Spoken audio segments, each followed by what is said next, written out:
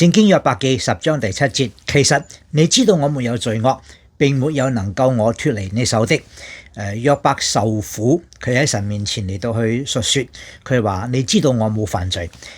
約伯可能係冇因為犯罪而受苦，但係喺佢受苦嘅過程嘅裏邊，同佢3個朋友辯論嘅裏邊，佢犯罪。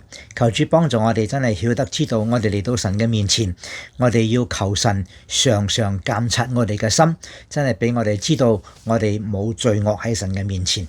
有求神赦免，立刻求神赦免，但係千祈唔好喺神面前自高自大，認為自己冇罪惡。